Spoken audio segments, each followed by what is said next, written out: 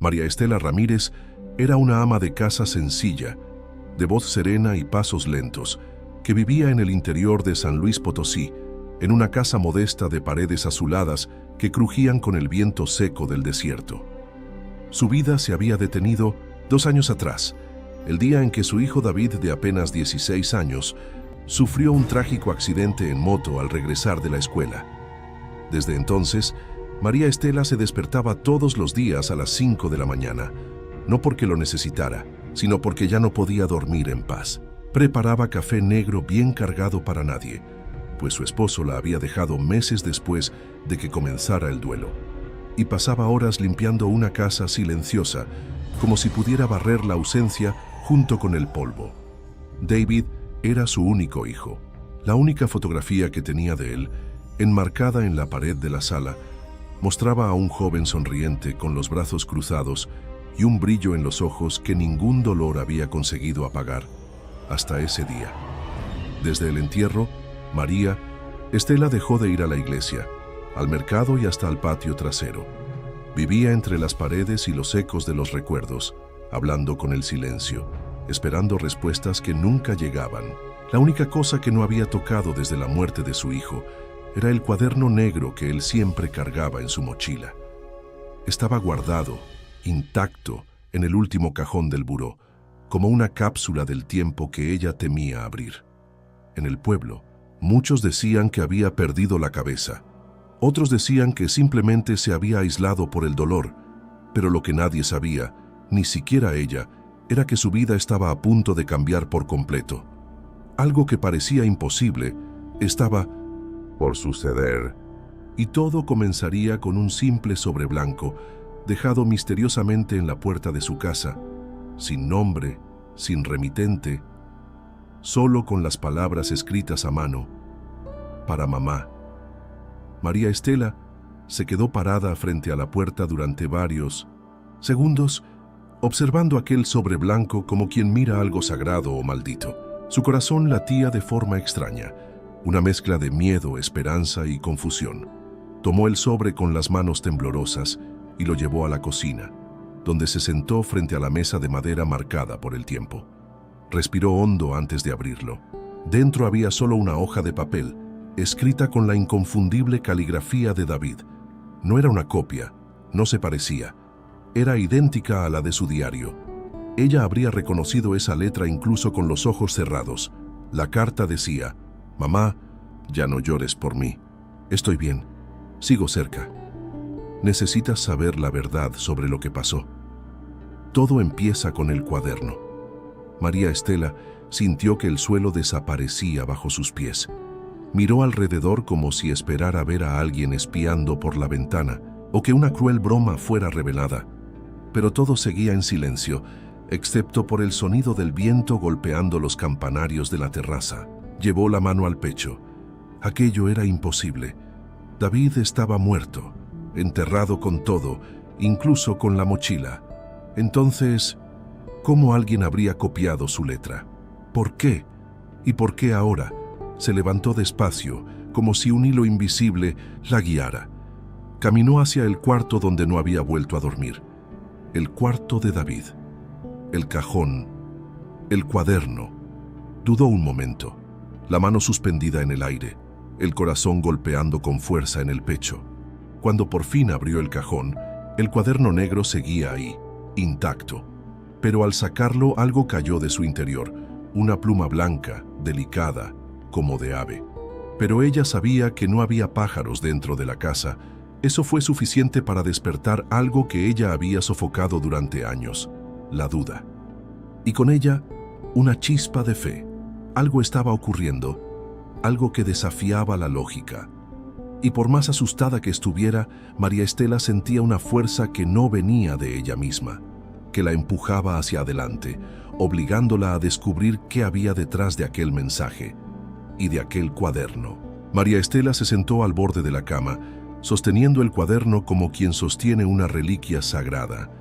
La tapa negra estaba un poco desgastada y en los bordes se notaban las marcas del tiempo, pero el interior parecía haber sido escrito ayer. Página por página, se sumergía en las palabras de su hijo. Era como volver a conversar con David. Sus anotaciones iban desde tareas escolares hasta pensamientos íntimos sobre el futuro, la muerte y cosas que ella nunca había escuchado de él en vida. Pero entonces, en las últimas páginas algo cambió. La letra de David se volvía más cargada, más intensa. Escribía sobre sueños extraños, sensaciones de que alguien lo seguía, de escuchar voces durante la noche, voces que le decían que no confiara en quien más cerca estaba. Había una frase subrayada, escrita en mayúsculas: «Si me pasa algo, no fue un accidente». Esa frase se clavó como una daga en la mente de María Estela. Su hijo había dejado eso ahí, por precaución, pero ¿contra quién? Un accidente. El moto había sido realmente un accidente. Aquello fue suficiente para romper la letargia del duelo. Por primera vez en años, María se sintió viva, y con eso vino una necesidad insaciable de entender. Decidió buscar a quienes habían estado cerca de David en sus últimos días. Comenzó con un nombre que aparecía varias veces en el cuaderno: Tomás, un compañero de la escuela, vecino de la misma calle, casi como un hermano. A María nunca le había agradado del todo. Le parecía entrometido, siempre escondiendo algo, pero ahora necesitaba saber.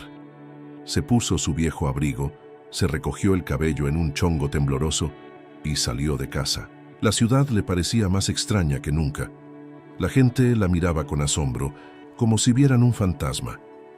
En la reja de la casa de Tomás, dudó antes de tocar. El joven apareció con el rostro pálido, como si también viera un fantasma. No la dejaba pasar, sudaba. Evitaba mirarla a los ojos, hasta que con voz baja y cortante le dijo: «Usted no debería meterse en esto. Deje que David descanse en paz». Era demasiado tarde. La búsqueda de respuestas había comenzado. Y nada, absolutamente nada, sería capaz de detener a María Estela ahora. María Estela regresó a casa perturbada por la reacción de Tomás. Sus palabras resonaban como una advertencia sombría. «Deja que David descanse en paz». Pero, ¿cómo podía descansar si él mismo había escrito que no fue un accidente? Sentía en su cuerpo una mezcla de dolor y adrenalina, como si algo estuviera a punto de revelarse, pero aún escondido detrás de una cortina gruesa. Esa noche, al releer las anotaciones del cuaderno, notó un detalle que hasta entonces le había pasado desapercibido. Una hoja doblada dentro del bolsillo interno de la contraportada. Era una copia amarillenta de una receta médica, con fecha de pocos días antes del accidente, y el nombre del doctor, Adrián Villegas, psiquiatra. Eso la sorprendió profundamente. ¿David iba a terapia y nunca se lo dijo? ¿Por qué un adolescente de 16 años visitaría a un psiquiatra en secreto? Al día siguiente, María fue a la clínica. El consultorio del doctor Villegas quedaba en un barrio discreto y el médico la recibió con un rostro preocupado. Tras dudar un momento y con cierta resistencia, le reveló algo que rompió todo dentro de ella. David había buscado ayuda porque creía que alguien de la familia lo estaba persiguiendo. Según el doctor, David llegó hasta él en un estado de paranoia, diciendo que escuchaba voces por las noches y que alguien muy cercano lo observaba en secreto, amenazándolo de forma sutil. María preguntó a quién creía que se refería, y entonces escuchó el nombre que jamás habría imaginado. Él sospechaba de su padre. La revelación la dejó atónita. El esposo de María se había ido 3 meses después de la muerte de su hijo, diciendo que no podía soportar el dolor.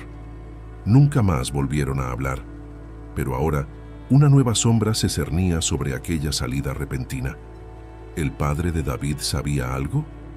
O peor aún, estaba involucrado. La imagen que ella guardaba del duelo comenzó a resquebrajarse. Lo que antes era solo nostalgia y tristeza, ahora estaba contaminado por algo nuevo, desconfianza. El cuaderno no era solo una despedida, era una advertencia y tal vez un pedido de justicia. Esa noche, después de la visita al psiquiatra, María Estela no pudo dormir.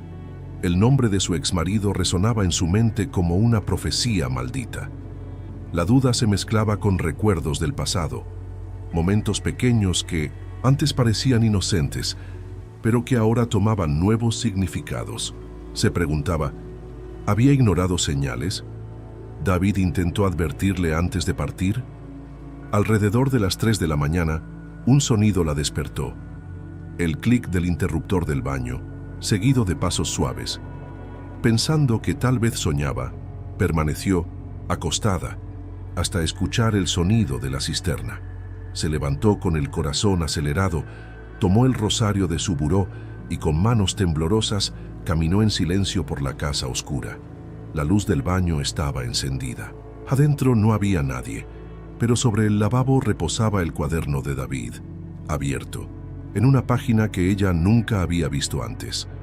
La caligrafía era más apresurada, casi desesperada. Mamá, no era él. Encuentra el retrato, el desaparecido. Confundida, María regresó al cuarto de David. Las paredes estaban cubiertas con fotos de él con amigos, familiares y con ella, pero una moldura estaba vacía. El retrato de graduación que ella misma había mandado imprimir años atrás. La foto estaba ahí hasta una semana antes. ¿Quién la quitó? ¿Y por qué? Al día siguiente, mientras limpiaba el pasillo, sintió un frío intenso al pasar frente a la puerta del cuarto de su hijo. No era un frío común, era un vacío helado y profundo, como si algo invisible estuviera allí. Una presencia, una energía que la hizo dejar de respirar por unos segundos. Y entonces lo escuchó, una voz, suave y baja, que solo dijo, «Mamá». Cayó de rodillas llorando, aferrándose al rosario. No era imaginación, no podía serlo. Todo se estaba conectando, y ahora el propio espíritu de David parecía estar tratando de guiarla. ¿Pero hacia dónde?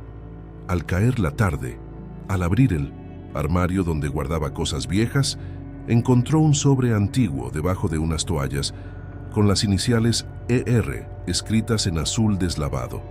Era una carta vieja, muy vieja, y no estaba ahí antes. Era como si alguien o algo estuviera reorganizando las piezas para que la verdad saliera a la luz.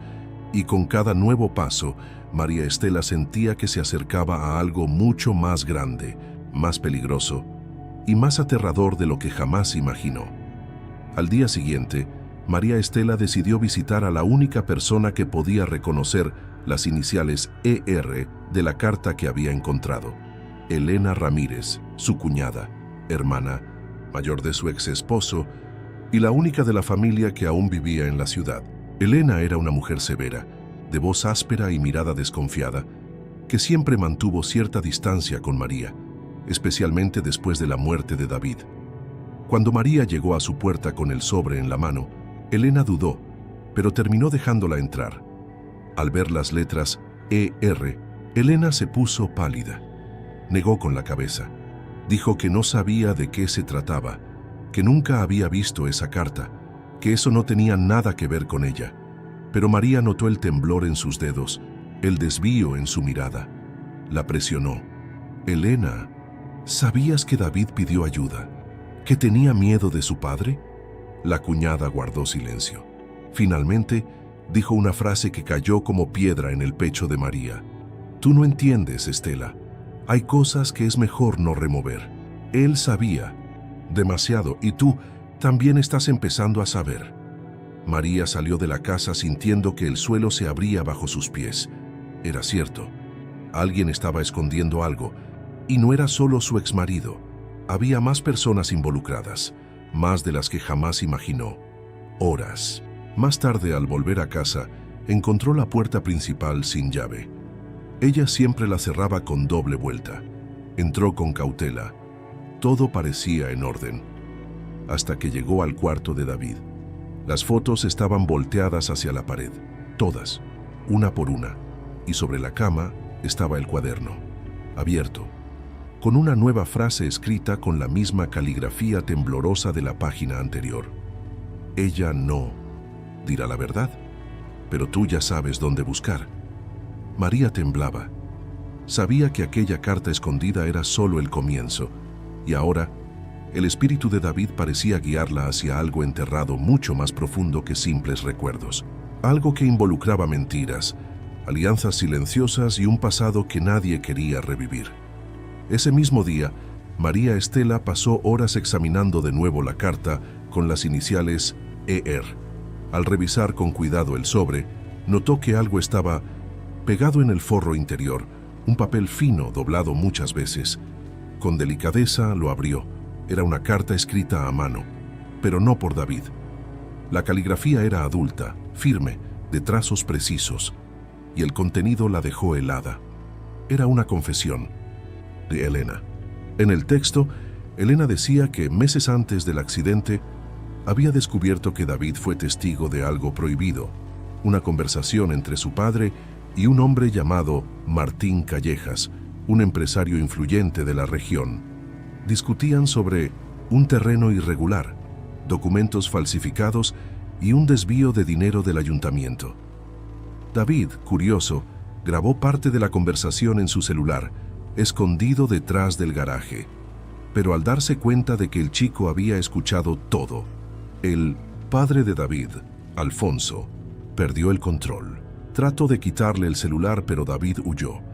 En los días siguientes comenzaron las amenazas veladas, y fue en ese contexto que David buscó al psiquiatra.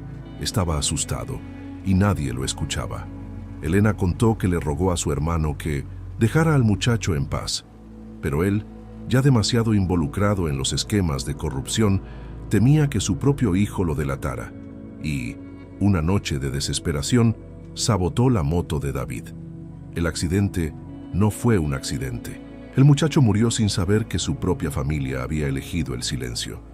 La revelación destrozó a María Estela por dentro, pero también despertó una furia que llevaba dormida desde hacía años. Regresó al cuarto de David, tomó el cuaderno y, como si algo mayor la guiara, hojeó hasta una página que estaba pegada, 2 hojas unidas. Al separarlas, encontró un código de acceso, un correo electrónico y un enlace. Usando la vieja computadora de la sala, tecleó los datos. Una carpeta llamada Justicia se abrió. Dentro había una grabación de la conversación entre Alfonso y Callejas. El audio era claro, y la voz de David se escuchaba de fondo, susurrando. David lo había dejado todo listo, como si supiera que algún día su madre necesitaría escuchar la verdad. Esa misma noche, María Estela no podía contener las lágrimas. Con los audífonos puestos, repetía la grabación de su hijo como quien reza, cada palabra, cada sonido, cada pausa. Era como volver a escuchar a David en vida, y entre más oía, más sentía el peso del silencio que la había rodeado por tanto tiempo. Él intentó advertirla, gritó en la oscuridad, y ahora, incluso después de la muerte, había encontrado una forma de ser escuchado. Encendió una vela en el cuarto de David y se arrodilló frente a la cama, con el cuaderno en el regazo, como una madre que acuna a un hijo invisible. Miró la foto sobre el estante y susurró: «Perdóname, hijo, por no haberte escuchado antes. Perdóname por haberte dejado solo». Fue entonces cuando la vela titiló. La ventana, que estaba cerrada, golpeó con fuerza. Un viento frío atravesó la habitación y la atmósfera cambió, no de forma aterradora, sino profundamente sagrada, como si el propio tiempo se hubiera detenido. Sintió una presencia detrás de ella. No tuvo miedo, sintió paz, y entonces escuchó. «Te escuché, mamá». La voz de David sonó dentro de ella, no como un sonido físico, sino como un pensamiento que no le pertenecía. Un calor inexplicable recorrió su cuerpo. Cerró los ojos y vio el rostro de él, sereno, más maduro, sonriendo. No parecía estar sufriendo, al contrario, transmitía una calma tan grande que por un instante ella sintió que todo había valido la pena. David le mostró una imagen, un recuerdo, un momento de la infancia cuando ella le enseñaba a andar en bicicleta, y entonces, como un suspiro, la presencia se fue desvaneciendo. La vela ardía suave, el aire volvía a la normalidad. Pero, sobre la cama ahora, había un último mensaje escrito en el cuaderno, aunque ella sabía que esa página estaba en blanco antes. «Gracias por no rendirte. Te amo, mamá. Ahora estoy en paz». Lloró como nunca antes. no de dolor sino de liberación. Por primera vez desde la tragedia, María Estela durmió en paz, con el corazón ligero, con el alma sanada y con la certeza de que el amor, entre madre e hijo, trasciende incluso los muros de la muerte. A la mañana siguiente del contacto espiritual, María Estela se despertó con un solo pensamiento retumbando en su mente. No puedo quedarme callada. Sabía que el camino por delante no sería fácil. Sabía que remover el pasado tendría consecuencias, pero también había entendido que su misión, como madre, aún no había terminado. David necesitaba justicia, y ella era la única que podía dársela. Con la grabación en mano y la carta de confesión de Elena copiada, María fue al Ministerio Público local. Los empleados dudaron, vacilaron, pero al escuchar el audio y ver los documentos, llamaron a un fiscal. En pocas horas, la denuncia formal estaba hecha. El nombre de Alfonso Ramírez, ex esposo y padre de David, fue incluido en una investigación criminal por sabotaje, corrupción y ocultamiento de pruebas. La ciudad, pequeña y acostumbrada al silencio, estalló en murmullos. María se volvió el tema de todos. Algunos la llamaban valiente.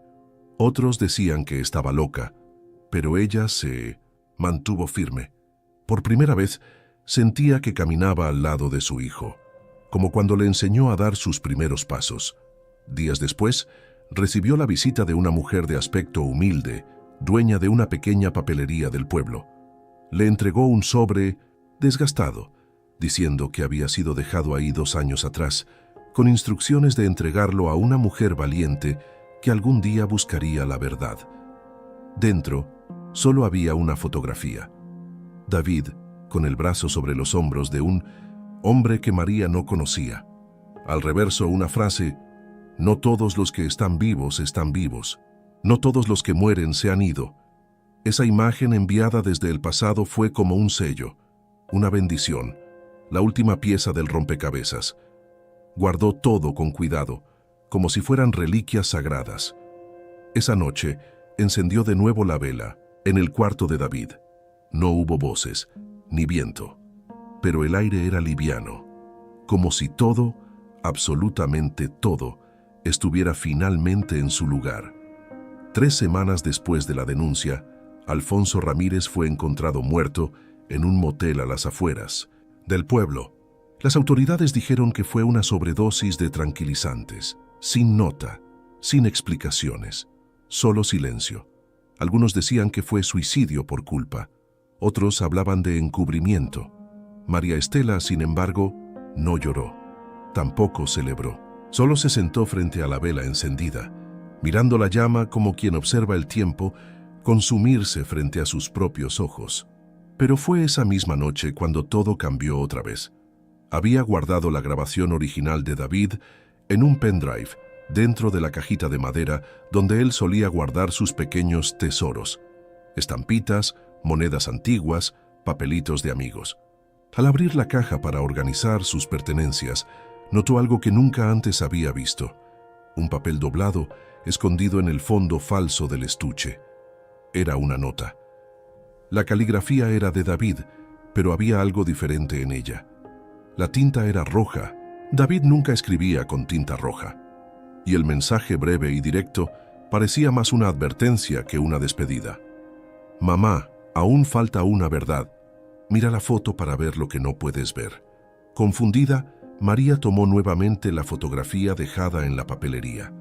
David y el hombre desconocido. La observó con más atención. Por primera vez, notó que al fondo de la imagen había un espejo, y en el reflejo el rostro de otra persona. Un rostro familiar, el psiquiatra, el doctor Adrián Villegas. Su cuerpo se congeló.